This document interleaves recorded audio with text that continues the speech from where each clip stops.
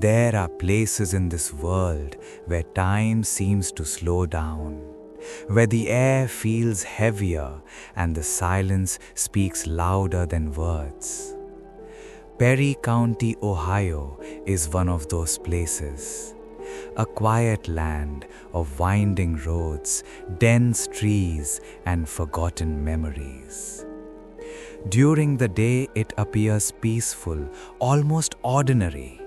But when night falls, when fog begins to crawl across the earth like a living thing, the land changes. The road near Otterbein Cemetery is especially different. Locals avoid it after dark, not because they fear the unknown, but because they know exactly what waits there. They speak of a sound, a steady rhythmic echo. Hoofbeats, slow at first, distant, almost unnoticeable, then louder, closer, as if something is traveling down the road, searching, remembering. And if you stand still long enough, if you listen carefully, you might hear it stop, right beside you. But when you turn around, there is nothing there. No horse, no rider, only the fog and the feeling that something just passed through you. This is not just a ghost story. This is a story of love, betrayal, guilt, and a curse that refuses to fade. It begins in the 1800s with a man who could not make a choice and paid for it with his life. His name was James Henry, a man known in Perry County as hardworking, kind, and respected. He lived a simple life, one that revolved around the land, his horse, and the quiet rhythm of rural existence. But beneath that calm exterior, there was conflict. James was in love, not with one woman, but two. Both were kind, both cared for him deeply, and both believed that one day he would choose them. But James could not decide. Days turned into weeks, weeks into months, and still he remained torn. Each woman represented a different future, a different life, and the weight of that decision grew heavier with every passing day. Then one night, fate intervened. It was late. The road was quiet. The sky was dark, with only faint moonlight guiding the way. James sat in his buggy, exhausted from the day's work. His horse moved steadily forward, its hooves striking the dirt road in a slow, comforting rhythm. And then James fell asleep. It was not unusual. His horse knew the way home. It had traveled that road countless times before. But on this night, something was different. The horse did not go home. Instead, it turned, silently, deliberately, and carried James somewhere else. When he awoke, the buggy had stopped. He looked around, confused, disoriented, and then he saw it. The house, her house, one of the women he loved. In that moment, something shifted. Was it coincidence or destiny? James believed it was a sign. A decision made not by him, but by something greater. And so, he chose her. The marriage was everything he had hoped for. Peaceful, warm, filled with laughter and quiet happiness. For a time, it seemed as though fate had been kind. But fate can be cruel. The woman he had chosen fell ill. At first, it was small things, fatigue, a cough, moments of weakness. But soon it became something more, something unstoppable. James watched as the life slowly drained from her eyes. He tried everything, every remedy, every prayer, but nothing could save her. And one day, she was gone. The silence that followed was unbearable. The house felt empty, the world felt colder, and James felt lost. She was buried in Otterbein Cemetery, a quiet place surrounded by trees and the whisper of the wind. Every day, without fail, James would visit her grave. He would bring flowers, fresh ones, carefully placed, a symbol of his love, his loyalty, his regret. He would stand there for hours sometimes, saying nothing, just staring at the name carved in stone, as if waiting, as if hoping she might answer. But she never did. Days turned into months, and slowly something began to change, not in the world around him, but within him. Grief does strange things to the human heart. It weakens it, it confuses it, and sometimes it opens doors that should remain closed. One day, as James stood at the cemetery placing flowers as he always did, he saw her, the other woman, the one he had not chosen. She had come to visit someone else, or perhaps she had come for him.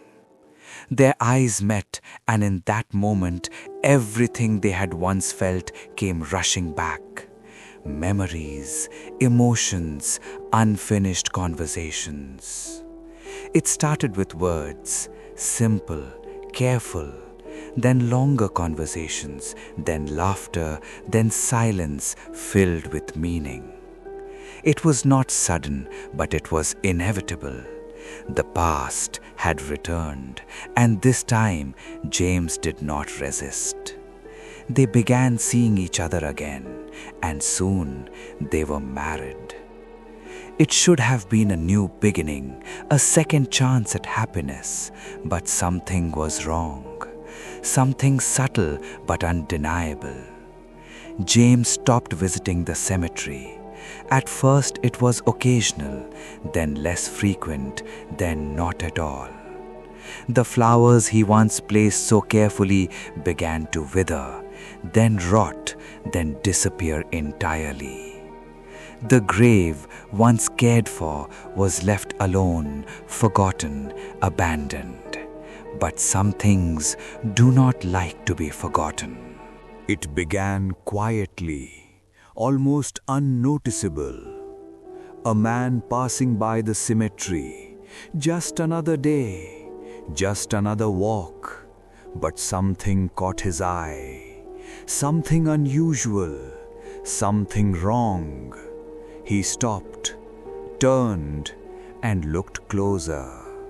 There, on the tombstone of James' first wife, was a horseshoe. Not placed gently, not clean, but stained, dark, wet. It looked like blood. The man felt a chill run down his spine. He did not understand it, but he knew one thing. This was not normal. This was not natural.